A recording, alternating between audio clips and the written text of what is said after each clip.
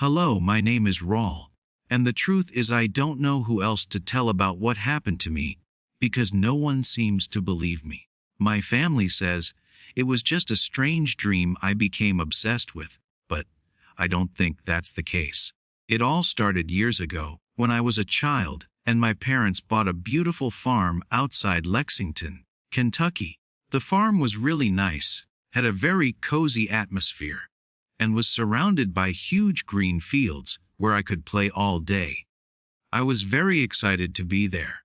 My 3 siblings and I were looking forward to spending our summer vacation there, and we were not disappointed. You could enjoy nature without any problems. And if you got bored, there was internet, the phones and electricity always worked. It was like having the best of both worlds, the comfort of the city, and the beauty and peace of country life. We also quickly made friends with the neighborhood children. The days there were pure joy, and we spent hours exploring every corner of the house and playing in the pastures. But gradually, I began to notice strange things. They were small details that the adults didn't seem to see, but my curious child's eyes picked up on them. Once, I was with a few other kids from a nearby farm in the basement of the house, which my parents had converted into a playroom, playing field hockey. Suddenly, we heard voices. They sounded like whispers, like people talking very quietly to each other. At first, we thought it was my siblings playing a prank on us, so we decided to ignore it so they would get bored.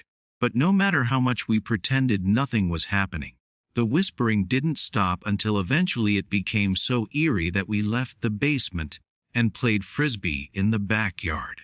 Another time, it was raining, and I couldn't go outside, so I was assembling a dinosaur model. Suddenly, someone knocked very persistently on my bedroom door. Thinking it was my parents or one of my siblings, I said they could come in, but the knocking didn't stop. This happened 3 times before I got tired, got up, and opened the door.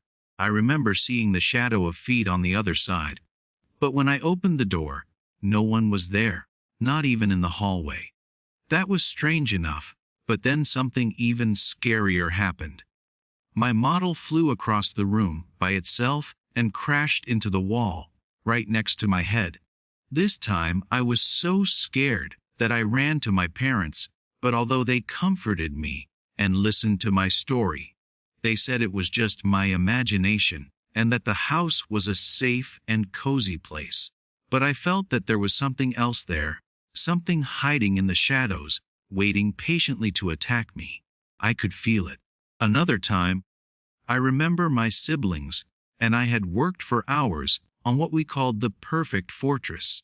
We had used all the pillows from the living room and the blankets from our bedrooms to build an impregnable war fortress, at least from our point of view.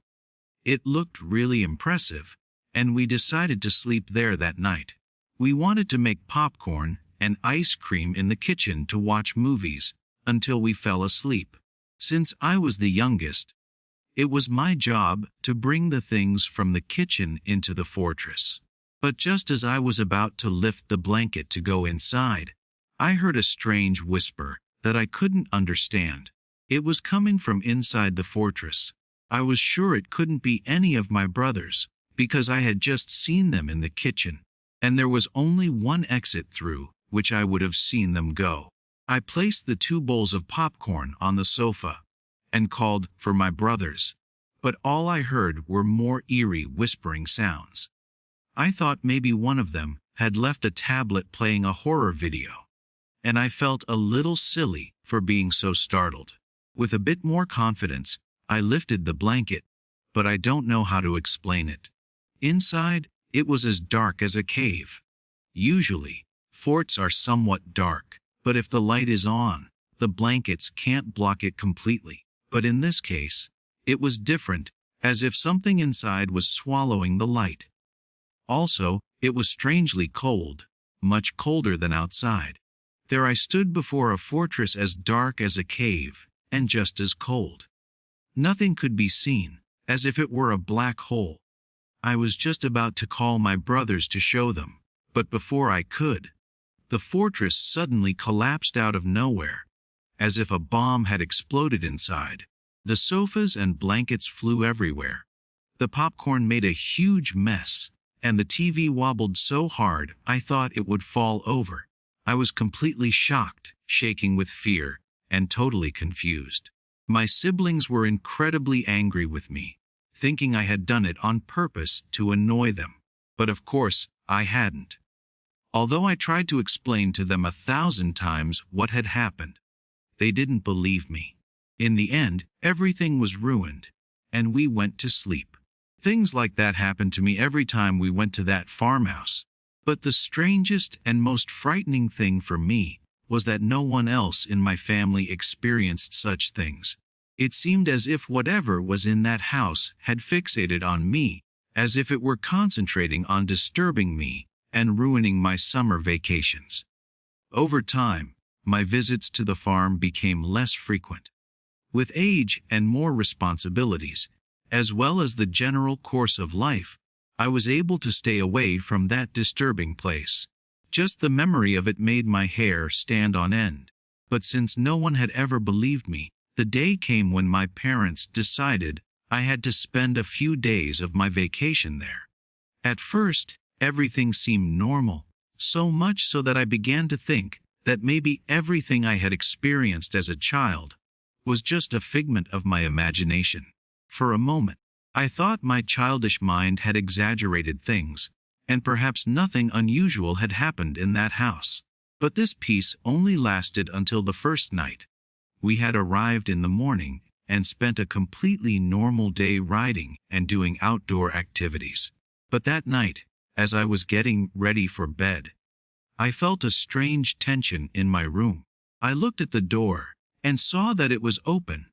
Although I was sure I had closed it, the hallway seemed darker than usual, and a painting on the wall seemed to be staring at me. I tried to calm down and tell myself it was just my imagination, a remnant of the trauma from my childhood. So I got back into bed, closed my eyes, and tried to relax. But the feeling of unease just wouldn't go away. Suddenly, I felt the temperature in the room drop, as if I were inside a freezer. My skin tingled, and a shiver ran down my spine. Then I felt something ice cold on my face, and at that moment, I flinched and opened my eyes. It was very dark, but amidst this darkness, I discerned a shadowy figure hovering directly above me. I couldn't see its face, it was just a dark shadow in human shape that sent a wave of pure fear through my bones. I wanted to scream, but no sound came out of my throat. My voice was stuck. I wanted to move, but my body was paralyzed, completely immobile. It was as if this being had completely immobilized me, and no matter how hard I tried to scream or move away, my body wouldn't react. The figure began to move, coming closer to my face, and its icy breath brushed my skin. I was still unable to move. Then I felt it lean towards my ear, and I heard a hoarse whisper that will remain in my memory forever. "I will come back to get you someday." At that moment, my panic reached a level I cannot even describe. I have never felt such fear in my entire life. Desperate and completely terrified, I tried one last time to move or scream, and after a few seconds, I managed to let out a quiet cry. But this sound was more like a moan, and my movements were more spasmodic than controlled. Trembling, I lay on my bed, my heart beating so fast I thought it would jump out of my chest. Then I heard a faint, malicious laugh, and in the next moment, the figure disappeared. At the same instant, the room lit up again, and the heavy weight that had just been pressing down on my body suddenly lifted. A few minutes passed before I regained control over my body. I can hardly describe the extent of my fear. My legs were shaking, my breath was shallow and irregular, and I lay motionless in bed while trying to process what had just happened. A flood of questions went through my head. Who was this terrible figure that had managed to invade my dream and deliver such a threatening message. Why had it chosen me? What did it want from me? That night, I couldn't close my eyes again. Instead, I sat in the living room and stayed there until dawn, praying that this being wouldn't appear again. The next morning, I explained to my parents that I didn't want to stay on the farm any longer. Although I tried to explain to them what had happened, they just said I was too old to be making up such stories. So I didn't insist further because I knew they would never understand. Instead, I made up an excuse. I claimed I had an important college project to finish in the city. That same day, I drove back and spent the rest of my vacation in our townhome. Since then, I have decided never to return to that cursed place. And to this day, I have kept my word. But this year, my parents decided to take one of my nephews to the farm for the holidays. They had to return earlier than planned because the boy constantly spoke of a shadow man who followed him everywhere. My parents and siblings blame me, claiming I told the little boy stories, but I didn't. I barely exchanged more than a few greetings or short games with him. Besides, he is only 4 years old. I would never scare him with something like that. But I don't think my family will ever believe me. Honestly, I don't care anymore. I don't want to know what this thing is or why it seems so obsessed with me. And now my nephew. All I want is for someone to believe me. That would make me feel a little less alone. But unfortunately, I won't find such support in my family. Therefore, I have no choice but to keep staying away from that damn farm. Next true horror story. When I was a little girl, I lived on a farm with my grandmother Irma, who had the strange habit of constantly saying proverbs. One of them stayed in my memory forever. Every time something was very old, she said it was older than the soul of Uncle Fernando. Once, I asked her about a picture hanging in the living room, which showed some green hills and a small yellow house in the middle with colorful flowers. At that moment, my grandmother replied that this picture was older than the soul of Uncle Fernando. I found that very funny at the time. It was a cute way of saying that something had a lot of history. But over time, I began to wonder who this Uncle Fernando actually was. One day, I went to my mother and asked her to tell me about him.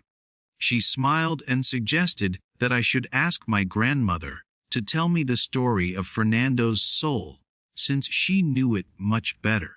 I was only 8 years old and loved listening to my grandmother's stories. I was particularly excited about this story. That afternoon, I ran out of the kitchen, where my mother was, and ran into my grandmother's room. As soon as I opened the door, I said, "Grandma, tell me the story of Uncle Fernando's soul." She was a little surprised because I stormed in and caught her off guard. But then she smiled and motioned for me to sit next to her. My grandmother began to tell me that Uncle Fernando was actually her younger brother. According to her, when he was born, his eyes were already open, he was hairy, and he almost never cried. When he was hungry, he moved his arms and mouth as if he wanted to speak to his mother, but he made no sound. At first, the family found these things funny. They saw it as part of his personality. But as he got older, everyone noticed that Fernando showed quite strange behavior for his age. She remembered a moment when he was about 4 years old, and she was 9.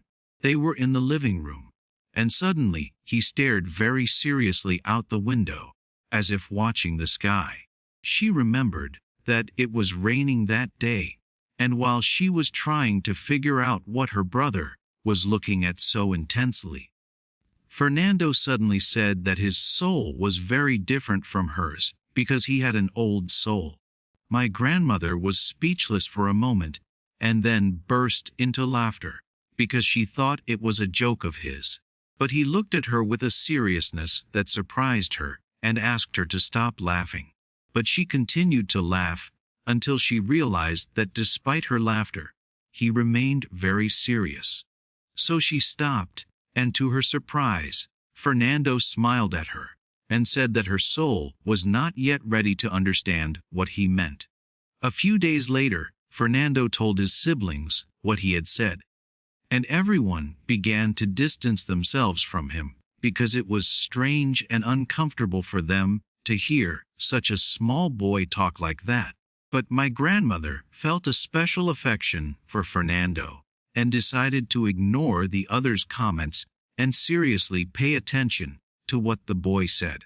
One evening during dinner, he went to his mother and told her with tears in his eyes that he wanted to go home. Naturally, she was confused and replied that they were already home. But the boy insisted and mentioned that he wanted to return to another house, even if she wasn't there. Since they had gotten used to Fernando's strange statements, his mother decided to ask him more about this house he had in mind. So he began to describe it. It had 2 floors and 3 rooms with wooden frames on the windows. The walls were made of red brick and covered with small green branches. He also mentioned that the roof was made of wood, that there were roses at the entrance that filled the house with scent upon entering, and that when it rained a lot, water seeped through the kitchen ceiling. His mother was shocked by this detailed description because they had never visited such a place. She tried to explain to her son that she couldn't know this house because she had always lived in this old farmhouse where they were now. But at that moment, Fernando said that they hadn't lived in that time, that he had been there before everything was flooded and the earth took him back. This confused her even more. She didn't understand what her son was talking about, and in the end, she just smiled, patted his head a few times, and told him he had a great imagination. My grandmother said she was fascinated by Fernando's description of the house, but the rest of his siblings were scared every time he mentioned that place again. When Fernando was almost 7 years old, my grandmother noticed something in the newspaper that caught her attention. Her father bought it on Sundays because they didn't have a TV on the farm. And on one of the pages, there was a note about a ghost town. A place near the sea had been flooded many years ago. It said that no one had lived there for more than 30 years, and that the houses were just being rebuilt to turn it into a tourist destination. The report was detailed and included several photos of the houses that had been part of the town before the flood that destroyed the place. While looking at the pictures, one of them particularly caught my grandmother's eye. It was a house that exactly matched her brother's description: brick walls, a wooden roof, roses at the entrance, and vines climbing the walls. If it wasn't the same one, it looked far too similar to the house Fernando spoke of. So she ran to show him the picture, but when he saw it, he said he wasn't quite sure. He didn't seem to remember what he had said years before, although he was impressed that his sister had remembered his description so accurately. She urged her parents to visit this place because she believed that although he couldn't remember it exactly anymore, he had lived there in a past life and for some strange reason had memories of that past existence. Naturally, this sounded crazy to his parents. My grandmother said that her father punished her that day harder than ever before, and never again after that. Her father was a man of deep Christian faith, and what she said sounded like blasphemy to him. After this incident, my grandmother and Fernando decided not to speak about these topics in front of the family anymore. And the truth was that it wasn't a big problem because, over time, their older siblings moved out. Some went to the city, others started their own families. Since my grandmother and Fernando were the youngest, they were the last to leave the house. Over time, he seemed to have forgotten everything he had told as a child. Fernando was always a quiet person. He liked to spend time alone in nature, and sometimes he went into the forest at night and didn't come back until the next day. He said he slept where the night surprised him, and he was always kind to everyone who knew him. My grandmother, however, still remembered the stories he had told her as a child, and so she kept reminding him that he was an old soul. When she had her first child, she immediately said that some things were older than Fernando's soul, and this phrase quickly became one of her typical sayings. However, I had never met Uncle Fernando, so I asked my grandmother what had become of him. With a sad expression, she told me that once, when my mother was still a little girl, he said they had to say goodbye. She didn't understand exactly what was going on at the time, but he insisted that he had to go and couldn't return, although he knew they would see each other again in another place. From that day on, she never saw her brother again. He had gone into the mountains and never returned.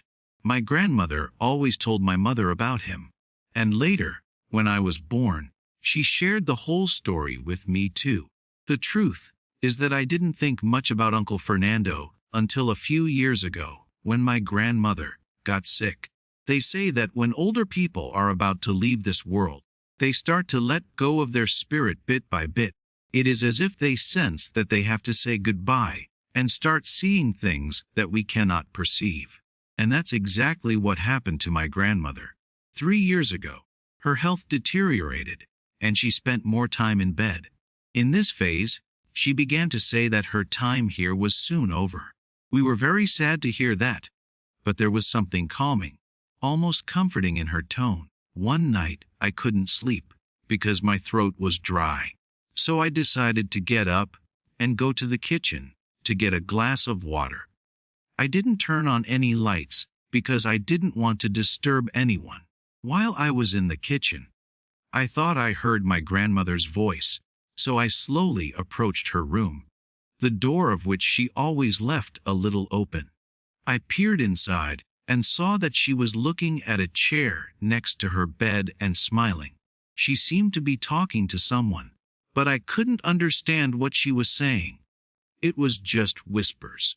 I strained to see better, and by the light coming through the window, I could swear that something or someone was sitting on that chair. It wasn't a shadow, but a purple glowing silhouette that radiated light and seemed to hover. At that moment, my breath was taken away. I couldn't believe what I was seeing. Then suddenly, the lamp went on, and the silhouette disappeared. I quickly turned around to look at my grandmother. She had turned on the light of her bedside lamp. She called me and asked if I had been there long. I didn't know what to answer her, but I noticed she had tears in her eyes, so I told her what I had seen. She smiled and said that her brother had visited her. It was the second time in a few days that he had visited her. I asked her which brother she was talking about, although I already knew the answer. She said nothing more, but she looked calm and almost happy. She told me that Fernando was waiting for her, and that it would soon be time to see him again. That night I cried with my grandmother, because I knew what her words meant. So I slept with her and hugged her tight to prevent her from going anywhere. But at dawn, she was already gone. I woke up, still hugging her fragile body, but soon I realized that her soul was no longer there. She had gone with Uncle Fernando. Next true horror story. This experience ranges from my mother's childhood to my early teenage years. I have always been strongly interested in the paranormal, as far back as I can remember. This is because my first memories are marked by the paranormal. I spent most of my childhood on a 100-year-old family farm in a rural area in southwest Georgia. This farm belonged to my maternal grandmother's family. We lived in a 3-room trailer right on the road that ran through the farm. About 30 minutes further lay my grandfather's family farm, where my mother grew up. I'll start with my first memories. I can't say exactly when it started or how, but it was always after my parents had put me to bed and left the room. I lay in a normal bed and looked at the door. I always slept with the door open, as well as with the closet and hallway lights on. I only let them leave when the lights were on, because I knew what was coming. I could never bring myself to ask them to close the door, and I think I'll never know exactly why. As soon as they left, I closed my eyes, opened them again, and I was paralyzed. I stared into the hallway at the bathroom door. As soon as I blinked, I saw the first strange inhabitant of the hallway, playing his tricks, a shadow man, or as most know him, the man with the top hat. He was about 190 cm tall, wore a large hat like Abraham Lincoln, but a bit shorter, and a long trench coat. I could never distinguish real facial features. He was just a silhouette. He appeared and walked down the hallway towards my brother's room, and that was all. We will come back to this guy later, because he plays a more important role. Remember his name, Thomas. I blinked, and the next apparition appeared. This one makes my heart stop with fear to this day. I tried to convince myself that it was a protector. My young brain even thought it could be a strange-looking angel. I couldn't imagine any other positive reason why it would just stand in my doorway and stare at me for God knows how long. Believe me, I always tried to find something positive in it. It wasn't human, even though it stood like one. It had the face and characteristics of a dingo or dog, maybe even a deer. Its body was covered with short light brown fur. It had long arms that hung down to its hips, and its paws looked like hands, but were still paw-like with claws. It also had very long legs, small black glittering eyes, and a long snout with a small sharp tooth on both sides. The large pointed ears were only a few centimeters from the door frame. It had a large shiny black nose, and I don't know if I imagined it, but it seemed as if a glowing white aura was hovering around its head. It just stood there staring at me, seemingly forever, without any expression or any emotion, just with those black almond-shaped eyes. All I could do was stare at it, unable to move, and just wait in fear. Finally I blinked, and it was gone. For years I wondered what it could have been. When I was younger, I pursued the idea that it was a Native American spirit. We occasionally found arrowheads on the farm, so I knew the indigenous people had once been there. Later I thought, maybe it was a totem animal standing guard. Later I even came up with the idea that it could have been Anubis himself. But as far as I know, I have no connection to Egyptian culture or origin. To this day, I have never seen a picture or description of anything that resembled it. The next apparition I remember was nothing more than the silhouette of a gorilla scurrying down the hallway. Simple and crazy, I know. I started seeing it after I picked up a small elephant statue that lay under one of the old, long, destroyed servant houses. On the bottom, it just said, "Made in Asia." I think I still have it somewhere at home. The gorilla didn't scare me that much, at least not until I had a dream one night. Or maybe it was a nightmare. In this dream, the silhouettes multiplied. But this time, they had glowing red eyes. They chased me everywhere in the house, and it ended with Thomas, now armed with a sword, hacking them to pieces and protecting me. I was terrified until he showed up, and that was all. Looking back, it seems a little silly to me, but it only confirmed my view and my mother's view of Thomas. Those were the only apparitions I remember. It all stopped around the time I turned 6 years old. Eventually, I told my mother about it, and she encouraged me to tell my teacher. I don't know why, but not long after, it stopped completely. However, bedtime was still a nightmare after all that.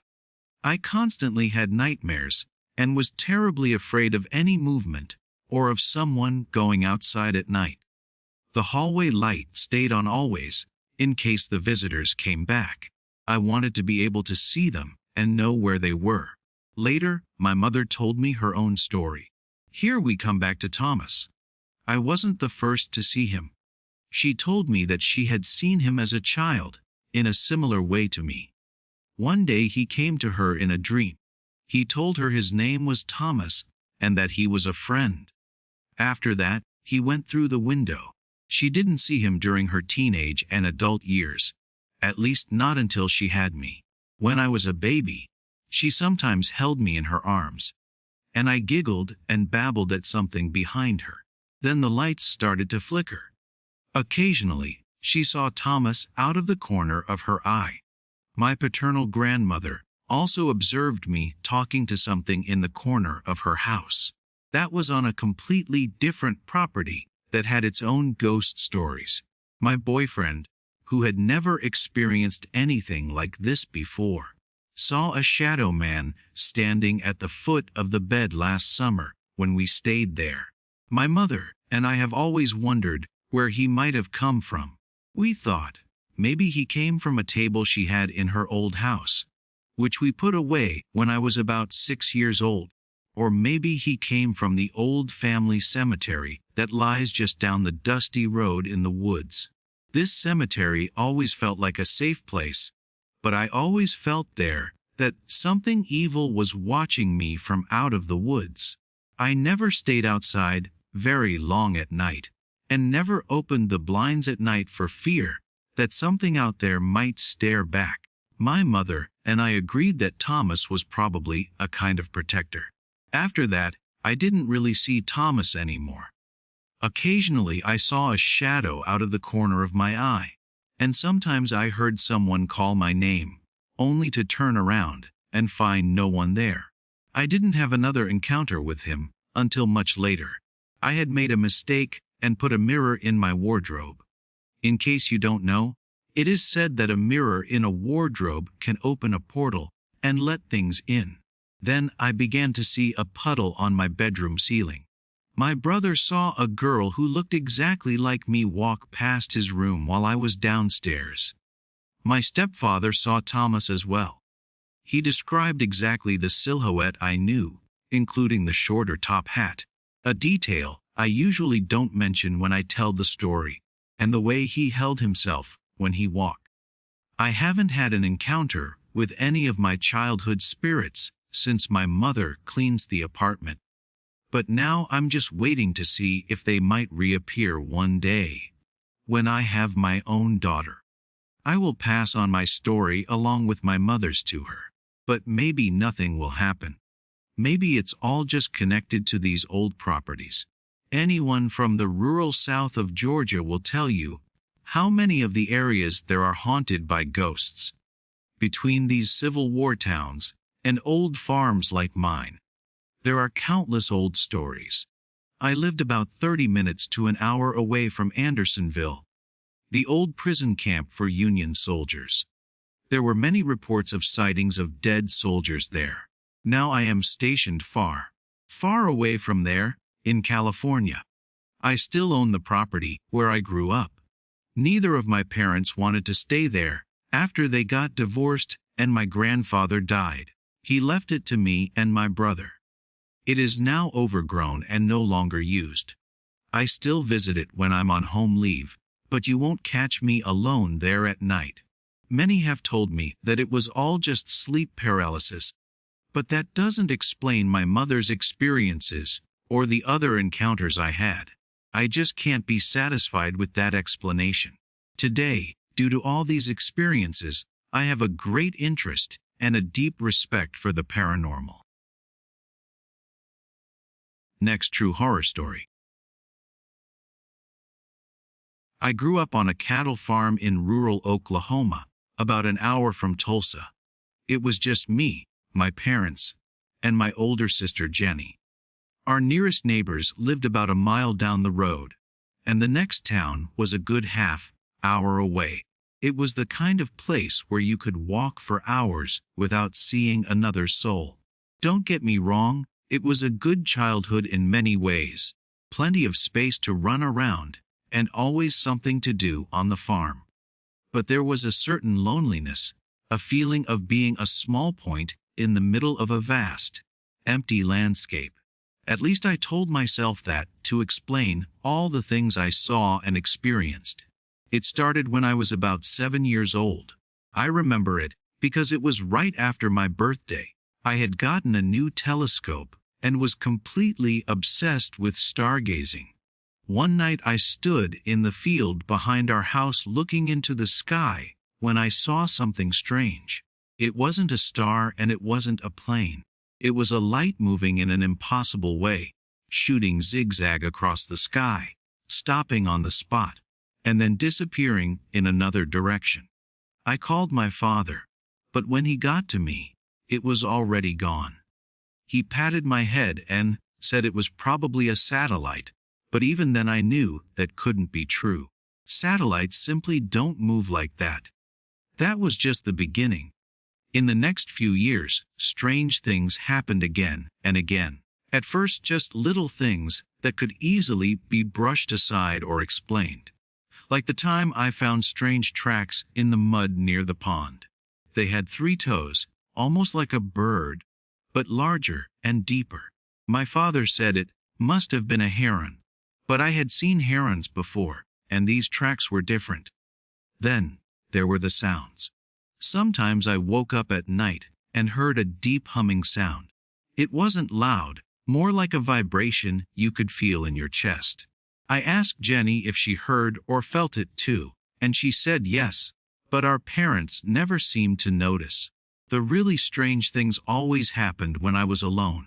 I remember an afternoon when I was about 9. I was outside checking the fence, something I often did to help my father. It was a hot day. The sun was burning, not a cloud in the sky. I walked along the edge of the property, where our land bordered the forest, when suddenly everything went silent. No birds, no insects, nothing. The air felt heavy, like just before a thunderstorm. Then I saw it, just for a second, understand, in the shadows between the trees. It was tall, maybe 2 meters high, and thin. Its skin looked rough, almost scaly, and its eyes were huge and black like a beetle's. I blinked, and it was gone. The sounds of the farm came back all at once. The crickets chirped crazily. The birds called to each other, and I could even hear the distant bleating of the cattle. I ran all the way back to the house, but this time I told neither my father nor anyone else. They hadn't believed me back then, and they wouldn't believe me now. Another time, when I was 10, I was in the barn late at night, helping my father with the birth of a calf. My father had gone back to the house to get a few things and left me alone to watch. I sat on a hay bale trying not to fall asleep, when I heard a scratching sound from the hayloft above me. I looked up, and there was a face peeking out between the slats. It wasn't human. The head was too big, too angular, and the eyes were the same black shiny ones as back then in the forest. I could also see a clawed hand grabbing one of the boards. I must have made some noise because my father came storming into the barn. But when he got there, whatever I had seen was already gone. My father ran up the ladder to the hayloft to check, but he found nothing. No traces, not even footprints in the dust. These incidents continued over the years. Sometimes it was just a feeling, the certainty that something was watching me, just barely out of my field of vision.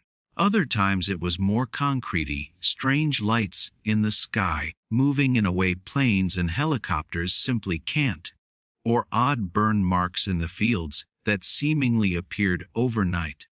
One of the most vivid memories I have comes from when I was 11 years old. I had gone fishing in our pond, about half a kilometer from the house. I must have fallen asleep in the warm afternoon sun because, the next thing I knew, it was already dusk. As I was just packing my things, I saw ripples on the surface of the pond. Something was moving underwater, and whatever it was big. I thought it might be a snapping turtle. We had a few real monsters in that pond. But then it surfaced for a brief moment. It wasn't a turtle. It was nothing I had ever seen before. Its skin was just as scaly as the thing I had seen in the forest. It had a long neck and those eyes, those terrible black shiny eyes. I dropped everything I was holding and ran. When I finally got back to the house, my mother was beside herself. Apparently, I had been gone much longer than I thought. It felt to me like I had only been at the pond for about 2 hours. According to my family, however, I had been gone since the morning, almost 8 hours. The strangest thing was that I had a small, perfectly round mark on my neck that hadn't been there before. It wasn't a cut or a bruise. It was more like a slightly raised scar. After a few weeks, it disappeared again, but sometimes when I'm alone, and it's quiet, I swear I can still feel it. As I got older, I began to research to understand all these experiences. I read about UFO sightings and encounters with aliens. Some of these reports fit frighteningly well with my experiences. Did you know that people have been reporting reptile-like beings for decades? And the missing time at the pond, that is a classic symptom of an alien abduction. But you know what? I'm not saying I was abducted by aliens. I'm not even saying that I believe in aliens. Not really. All I know is that the world in my childhood felt a few sizes stranger and scarier for a few years than it should have been. The experiences subsided as I got older. When I was in high school, they stopped completely. I was relieved, partially at least. But another part of me, and this sounds crazy, another part missed it. As frightening as it was also fascinating at the same time. It made the world, or rather the universe, seem bigger and more mysterious. On the other hand, maybe it was just my overactive imagination combined with the loneliness on the farm. Who knows, maybe I had some undiagnosed illness causing hallucinations. Hell, maybe there was even a gas leak in the ground somewhere. But I don't think that's true. I am now 35 years old, have my own family, and live in the suburbs of Tulsa, about an hour from my parents' farm. I have a normal job and a normal life. Sometimes, especially when I visit my parents, all the old feelings come back. Last summer, I took my own children to the farm for a week. One night, my 7-year-old son came running into the house, his eyes wide with excitement. He said he saw lights dancing in the sky and moving in a strange way. My heart almost stopped. I went outside with him. But of course, there was nothing to see anymore, just the stars and the blinking lights of distant planes. I pointed to the planes and told him that it was probably just that.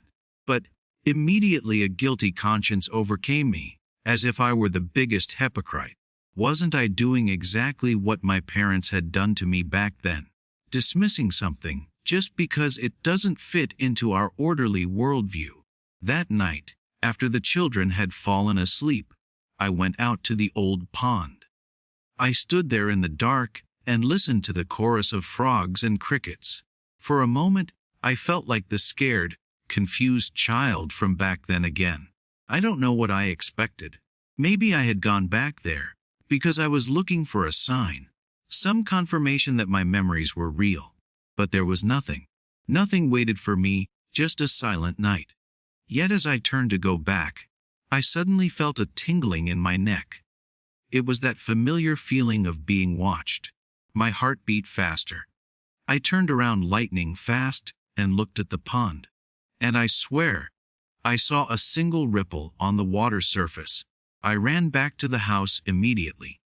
There I locked the doors, checked on the children, and tried to convince myself that it was nothing. But I wouldn't be honest if I said that I slept well that night. I just couldn't shake the feeling that maybe there was something out there that still remembered me. Next true horror story. I stayed overnight at one of my cousins. I'll call him Charlie, along with all my other cousins. I should clarify that we aren't biological relatives, but we were very close. It just like our parents.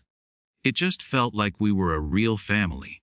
We were divided into boys and girls in total. There were 11 of us, 6 boys and 5 girls. Yes, I don't know how our parents managed that. Luckily, we were on a farm with a few acres of land around the house. The boys took over the sunroom at the front of the house, while we girls got the playroom at the back of the house. The boys had the sunroom because it was bigger and they outnumbered us. The playroom where we slept had a door that led into the garden, where we played games, swung on the swings, and jumped around on the trampoline. We spent hours out there. Behind the 300-meter strip that we called our garden, there was a small patch of dense forest. On the other side of it lay Charlie's neighbor's house. Charlie's neighbor was a strange old man, estimated to be in his late 40s or early 50s. He was always randomly in the woods between the two houses whenever we kids were playing outside on the trampoline or in the garden near the woods. The worst part was that he always talked to us, especially the younger girls. He said things like, "Hello ladies, is your dad home, and do you want to come to my place? I've baked cookies you could try." Every time, we just answered, "No," and went back into the house. Charlie's mom and dad had told us not to listen to him. If he came onto our property, we should get one of the adults. Charlie's dad had warned him a few times, and once he had even come out armed, because the man had become aggressive. Charlie's mom said we could also come to her if he tried anything, but we all knew she was just as scared as we were. He harassed her constantly, especially when she was outside hanging laundry or feeding the dogs. In the evenings, it got even worse for her. Things like, "Is your husband home? When was the last time you were satisfied? Why don't you come to my house later?" She answered quietly every time, and just went into the house like us. Another time, when we were all staying at Charlie's, we saw his mom come in and call Charlie's dad into the bedroom. Most of us kids tried to listen to what was happening on the other side of the door. We heard muffled whispering and crying. Charlie's dad then left the house with a gun and went outside. It turned out that the creepy man had said something terrible to the mother. Something we kids never found out. We only know it had something to do with killing us all, except Charlie's mom, whom he wanted to kidnap to do who knows what with her.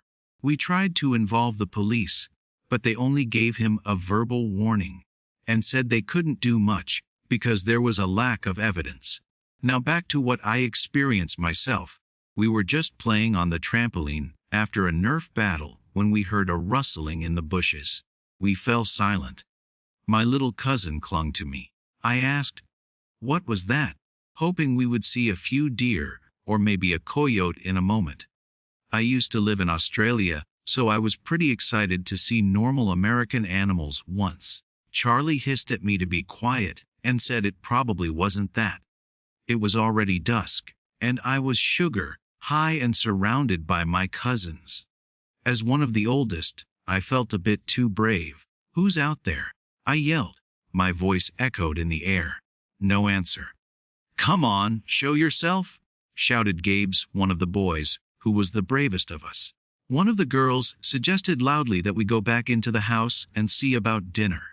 The other kids went inside, except Charlie, Felix, one of the boys, Gabe's, and me. Like my dad, I was very territorial and wanted to protect my cousins. We waited a while, but nothing happened. No more rustling, nothing. The rest of us got bored, so we all went back into the house. Charlie and I were closest to the woods. I was chatting with her when we both heard a voice whispering quietly. "Not quiet enough, Charlie." We both turned around, pale as a sheet with fear. Then we heard a whistle, a slow bird-like whistle. We ran into the house. We didn't tell Gabe's and Felix what we had heard. Later that night, we split up into our makeshift bedrooms again. We 5 girls started watching a movie. I don't remember exactly which movie it was, but it was definitely one of those romantic teen movies. I don't want to sound like the edgy person, but I hate romances. I even felt a bit sick to my stomach. After the movie, if you like that, that's totally fine. You do you. But I didn't want to watch it. Instead, I just sat there looking out the open window. I thought the neighbor might be looking for a lost dog or something in the woods, but I kept seeing flashes of light. At the end of the movie, Most of the girls had fallen asleep except Charlie and me.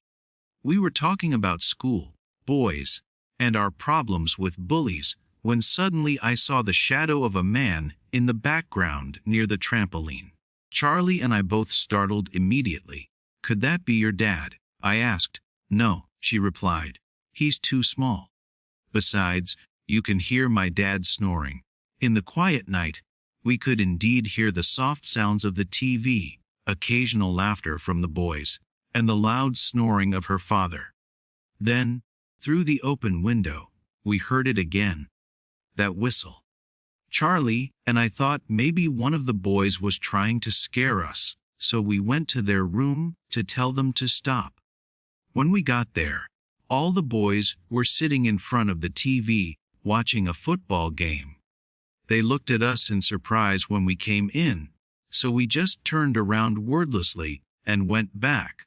When we got back to our room, we saw him. Charlie's creepy neighbor standing at the window, making that terrible whistle. I never believed freezing with fear really happened until that moment. "Hello, ladies." He grinned while holding something in his hand that looked like a box cutter. He was trying to cut open the fly screen with the blade. Charlie screamed so loud, I didn't think a human could do such a thing. Everyone in the room jumped up. The boys stormed into our room, followed by Charlie's mom and dad. Charlie's dad ran outside to chase him, while her mom called the police. About 10 minutes later, Charlie's dad came back. He had found duct tape, a rope, some kind of whip, and a lighter in exactly the bush where we had heard the rustling earlier. God alone knows what he had planned that night and with whom. The man was found, arrested, and eventually sentenced. But I don't know how long he will stay in prison. Hopefully for the rest of his life. I never want to see him again. Next true horror story. I used to own and operate a dairy farm about an hour outside of Milwaukee. I ran it for nearly 20 years before the economy took a downturn, and I had to sell it. Nowadays I live in the city, work a pretty normal 9 to 5 job until it's time for retirement. But I can't say I miss the farm particularly. Not after what happened. The thing occurred about 12 years ago. I had a small crew helping me run the operation, mostly local teenagers and a few long-time employees. But we needed someone to take care of landscaping and make sure everything looked tidy. You see, we sometimes had tours, school groups, and the like. Sometimes they were free, sometimes they paid, which was a little extra income and good for community relations. So I placed an ad in the local newspaper, and that's how I met a man named McAfee. He seemed nice at first, a quiet guy, maybe in his late 30s. He said he had recently moved to the area, had some experience in gardening, and was willing to work for a reasonable wage. So I hired him. McAfee's main job was to keep the areas around the farmhouse and the tour roads clean. But he had a special interest in the pond we had a bit away from the main house. He said he wanted to create a real attraction there, something that would delight visitors. I thought it couldn't hurt, so I let him do it.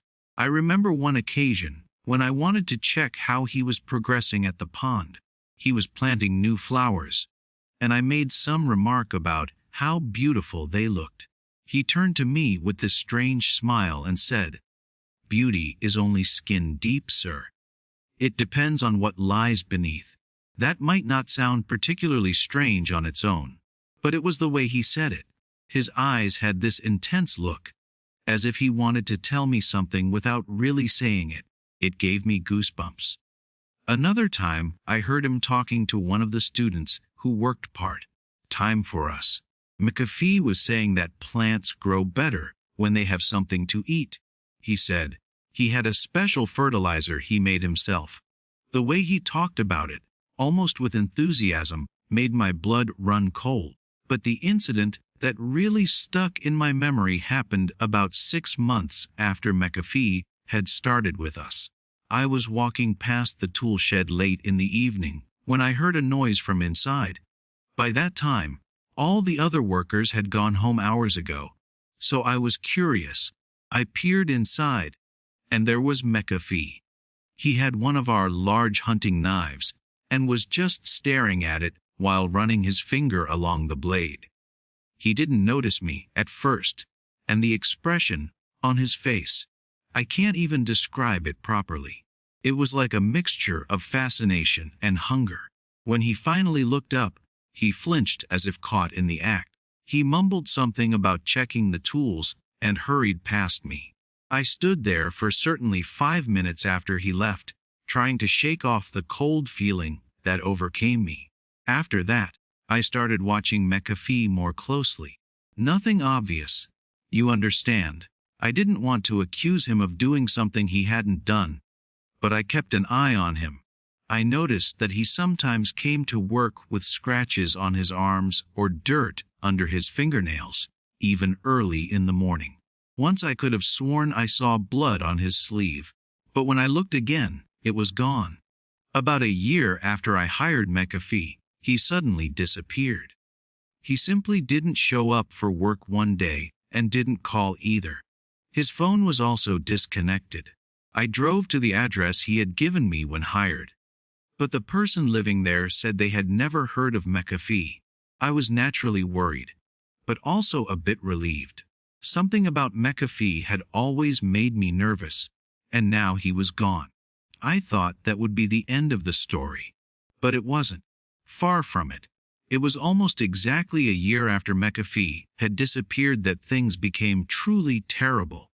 I was down by the pond, the one McAfee had spent so much time at. It had become quite overgrown since his departure, and I hadn't hired anyone to take care of it. There was this one spot near the water that was growing like crazy. The plants there were huge, much larger than I would have expected, and the colors were just wrong. Too vivid, almost garish. I remembered what McAfee had said about his special fertilizer, and a shiver ran down my spine. I don't know what drove me to dig. Curiosity, a dark premonition. Whatever it was, I wish I had ignored it and let someone else do the digging. Because what I found, I still have nightmares about it. About half a meter under the earth, I hit something solid. At first, I thought it was a root or maybe an old piece of equipment buried there. But as I shoveled away more dirt, I realized I had hit a human skull. I would like to say that I kept my calm and called the police immediately. But honestly, I panicked. I stumbled backward, fell on my butt, and just sat there, staring at the partially exposed skull for minutes. When I finally got a grip on myself, I called the sheriff. They came with a forensics team and started digging further. They found 2 bodies buried there, both women. The coroner estimated they had been lying there for about 2 years. The investigation that followed was a nightmare. Police swarmed all over my farm. Reporters sniffed around for a story. They questioned me, naturally, but I think they realized pretty quickly that I wasn't involved. I told them about McAfee, gave them all the information I had on the guy. But that wasn't much. They never found him. From what the detectives told me, they believe he was responsible for at least 5 murders in 3 different states. Always the same MOE women in their 20s or 30s, buried in rural areas, often near bodies of water. They think he traveled around a lot, taking jobs on farms or in parks where he could work alone and have access to remote places. The worst part, one of the detectives hinted that they had found traces of a chemical substance in the soil around the bodies. He didn't want to give me details, but from the look on his face, I could tell it was something nasty. All I could think about was McAfee talking about his special fertilizer and how well plants grew when they had something to eat. Like I said, the economy took a downward spiral, and this situation didn't exactly help. I sold the farm and moved to the city. I just couldn't bear to be out there anymore, knowing what happened. knowing that I had employed a murderer. That I had held completely normal conversations with him, while he— God, I can't even imagine what must have gone on in his head. I sometimes wonder. Did he kill those people there, on my property, or did he just bring them there? Next true horror story. I live in Central Texas, and my family and I own a farm. It is about 13 hectares large. I will give a little background information before I get to these two experiences. I have always had a pretty vivid imagination, especially when I was about 10 years old. I constantly saw things and had nightmares, which eventually sparked my interest in everything supernatural. Aliens, ghosts, just everything. Nevertheless, I believe these experiences were real. In the winter of 2020, possibly 2019, we were just doing our evening chores in the dark, since the sun had set at 6 p.m. and we usually feed our animals around 7 p.m. Our back pasture houses our horses and cows, to whom I gave extra hay on this cold evening. While pushing the wheelbarrow to the gate, I noticed something above the tree line in the back area of our pasture. There is a small piece of forest there where coyotes and other wild animals live. As I looked at this UFO, I noticed it looked like a flying saucer with lights all around. I squinted to see it better, but at that moment, it disappeared behind the trees. It was as if it had seen me. Back then, I didn't realize how far away the tree line actually was. I thought it was some fancy drone our rich neighbors had bought. I didn't think much more about it, finished my work, and went to bed. The next morning, while doing my chores, I noticed how far away the trees really were. With wide eyes, I mumbled. That thing was much bigger than I thought. After finishing my work, I went to my mom and little brother to tell them about it. They were confused but believed me. My brother even mentioned it later when we were back with the animals in the evening. Now I'm scared to go down there. He laughed. However, we never saw that flying saucer again. My second experience happened with my mom about a year later. We went to check on the chicks and the rabbit hutch. We used our cell phone flashlights, and while refilling the feed, both lights suddenly went out at the same time. We couldn't turn them back on.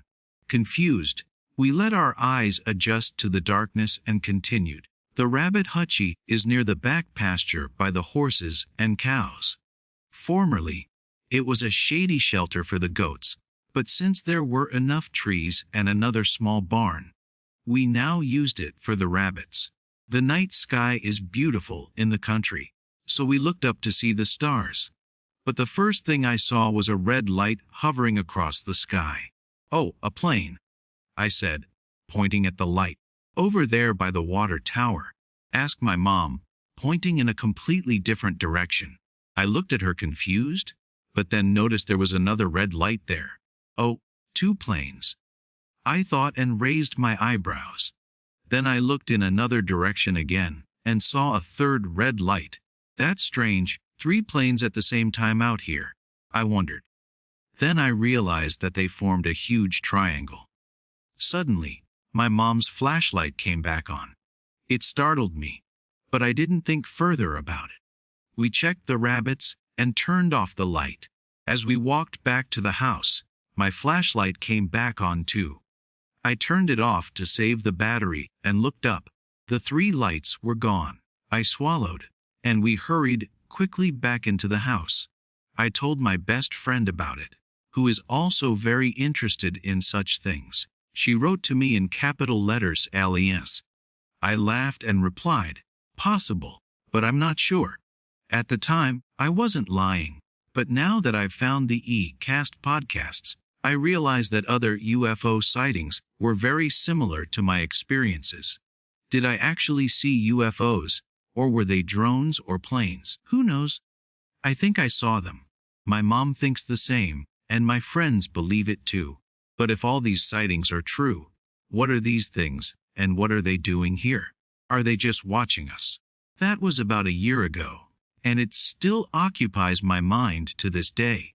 Either way, it was an eerie and unforgettable experience. I'm not sure if I want to experience something like that again. Next true horror story. 4 years ago, on the 4th of July, I spent a whole week at my grandma's. It was just me, my grandma, and my cousin there. My cousin and I were rummaging through my late grandfather's old things and came across a Ouija board. We were both totally excited to discover it. Our parents were very religious and worried about everything possible, which is why we had never seen anything like it. We decided to use it later in the night after Grandma had gone to bed.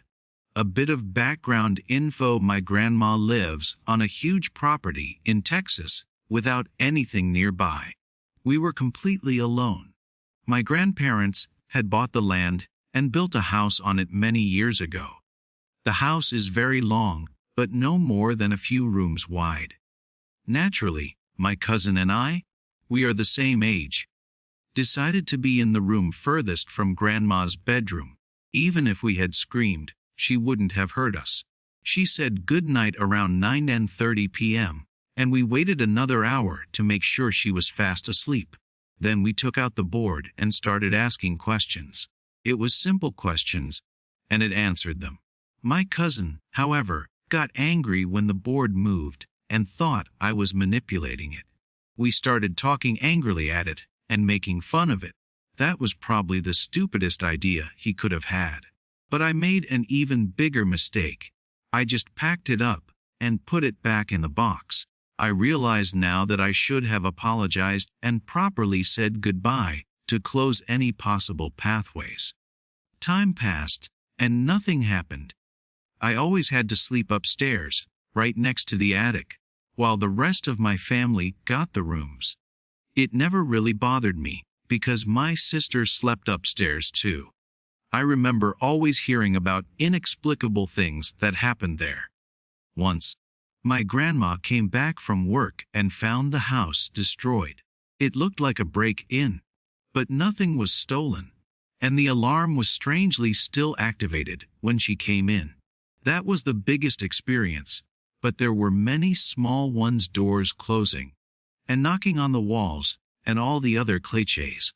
Last summer, I stayed there alone again and slept upstairs. The first night, I had a violent nightmare. I lay on my air mattress and heard a loud knocking from the attic.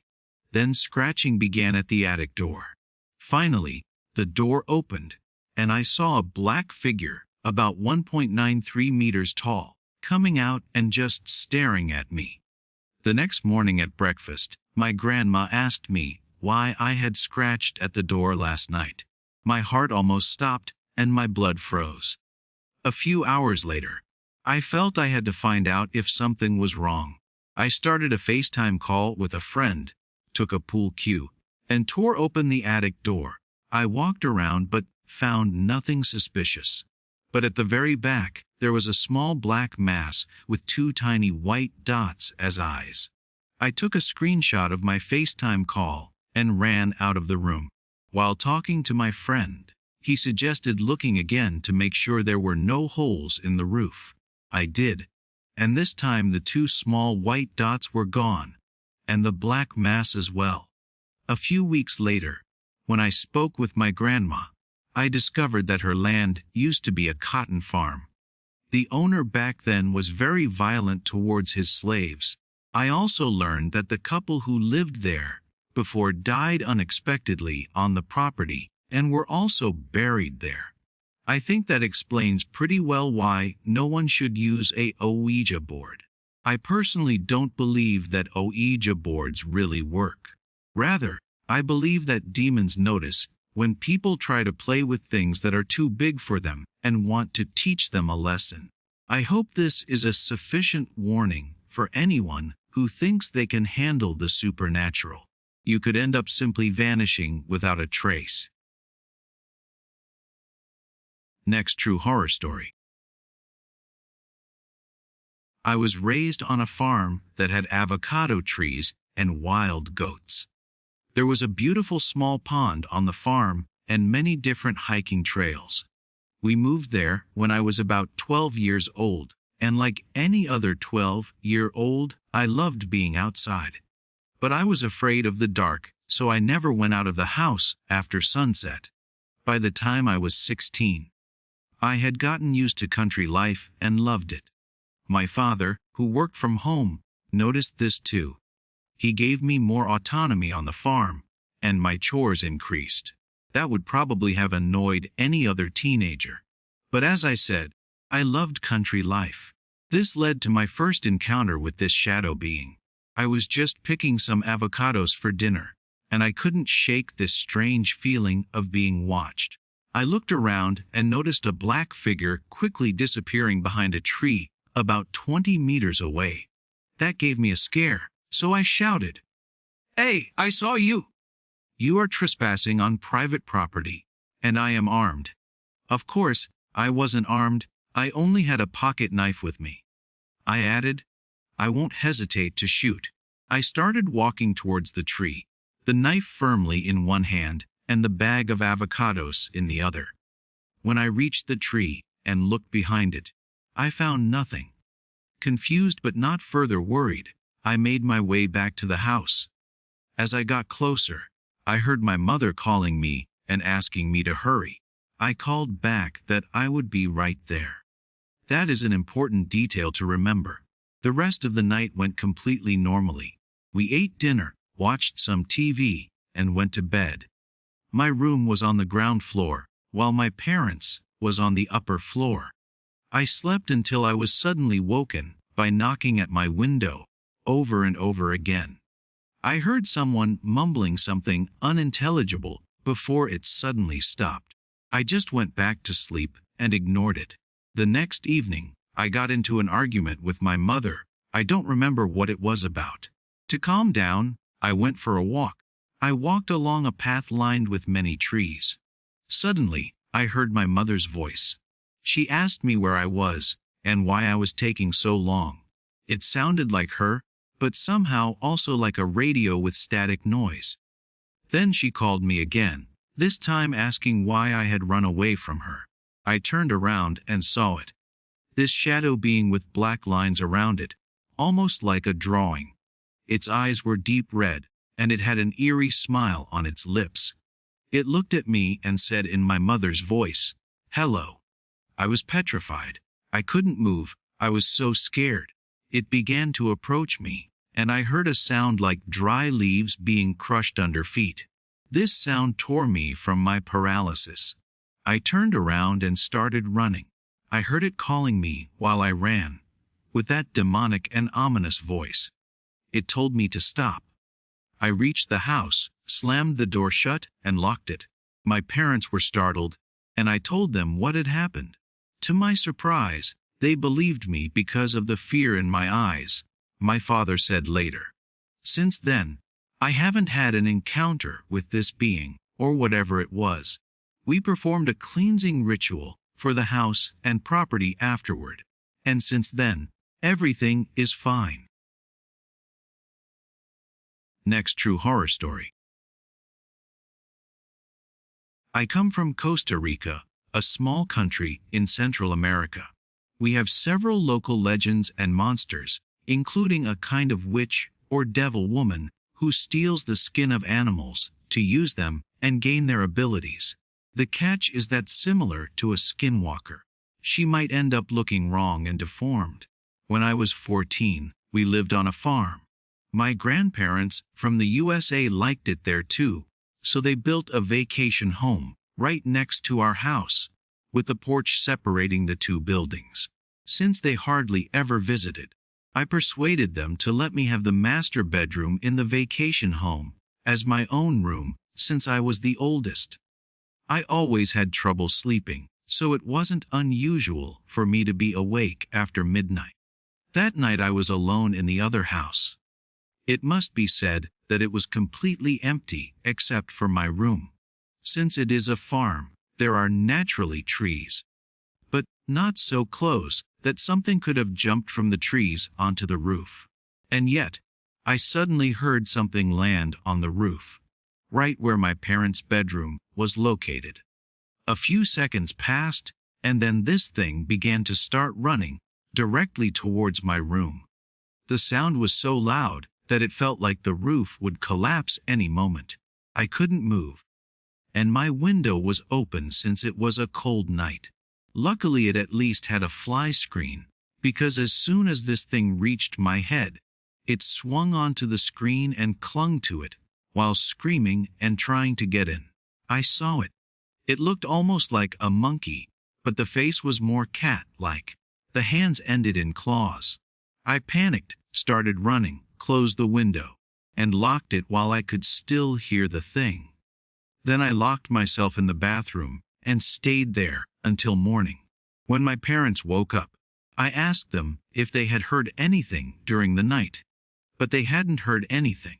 Afterward, I went outside to check the fly screen because I didn't want to open the window under any circumstances. Lo and behold, the screen was almost completely shredded.